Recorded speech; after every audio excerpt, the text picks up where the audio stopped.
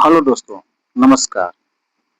ज्ञान Bharti coaching online classes में आपका स्वागत है। आज हम कुछ बायोलॉजी के महत्वपूर्ण क्वेश्चन करेंगे, जो परीक्षाओं के लिए काफ़ी महत्वपूर्ण होते हैं। पहला क्वेश्चन है, मानव शरीर की सबसे छोटी संरचनात्मक एवं क्रियात्मक इकाई क्या है? तो यह है कोशिका है। कोशिका को इंग्लिश में सेल कहते हैं।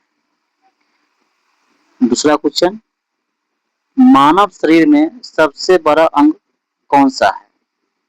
तो मानव शरीर में सबसे बड़ा अंग हमारा त्वचा है। अगला क्वेश्चन, मानव शरीर का सबसे बड़ा आंतरिक अंग कौन है? तो यह है यकृत, जिसको हम कहते हैं लीवर, और इसका वजन 1.5 kg होता है। यदि कोई मनुष्य जहर खा लेता है तो इसकी पहचान यकृत से की जाती है। अगला क्वेश्चन, मानव शरीर में कुल कितनी हड्डियां होती है? तो मानव शरीर में कुल 206 हड्डियां होती है। नवजात शिशु के शरीर में कितनी हड्डियां होती है? तो लगभग 300 हड्डियां होती है नवजात शिशु में। जो जन्म लेता है उस बच्चे में 300 प्लस हड्डियां होती है। मानव शरीर की सबसे लंबी हड्डी कौन सी होती है? तो यह फीमर यानी जांघ की हड्डी होती है। फीमर कहते हैं जिसको हम। मानव शरीर की सबसे छोटी हड्डी कौन सी है? तो यह है स्टेपिस, जो कान की हड्डी होती है। मानव शरीर की सबसे मजबूत हड्डी कौन सी है? तो मानव शरीर की सबसे मजबूत हड्डी आपको जबड़े की हड्डी होती है, लेकिन इसमें आंसर कुछ गलत कर दिया गया है, जबड़ा होगा। जबड़े की हड्डी।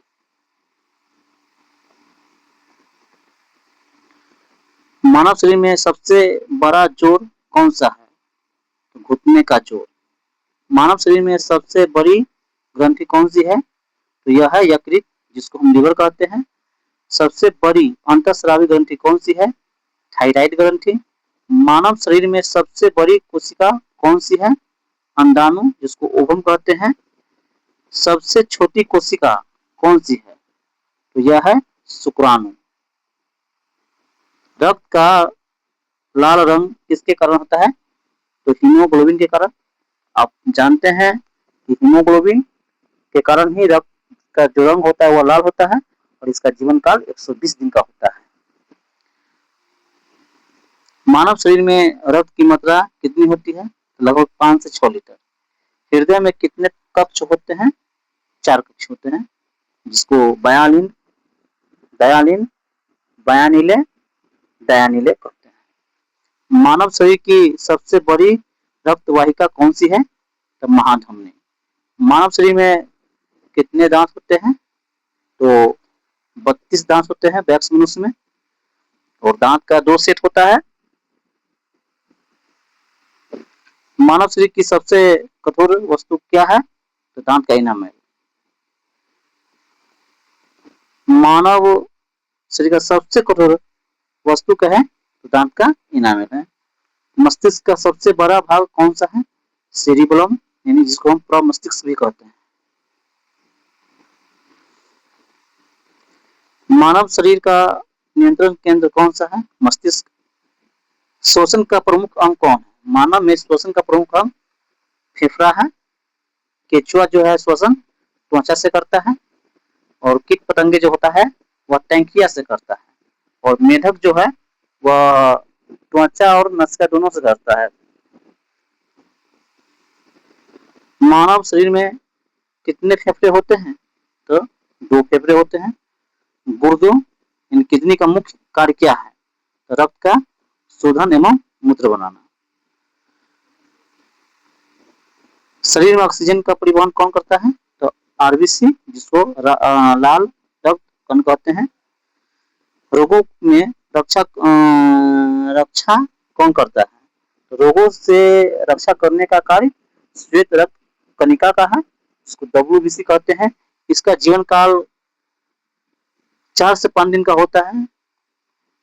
रक्त का थक्का बनाने में इसका योगदान होता है। तो प्लेटलेट्स और विटामिन के की सहायता से भी रक्त जमता है। शरीर का सामान्य तापमान कितना होता है? तो 37 डिग्री सेल्सियस, जिसको फ़ारेनहाइट में कहेंगे 98.6। मानव शरीर में सबसे बड़ी मांसपेशी कौन है? तो ग्लूटियस मैक्सिमस। शरीर की सबसे लंबी मांसपेशी कौन सी है? सार्टोरियस है। पाचन की सबसे बड़ी ग्रंथि कौन सी है? यकृत। मानव शरीर में कितने गुणसूत्र पाए जाते हैं?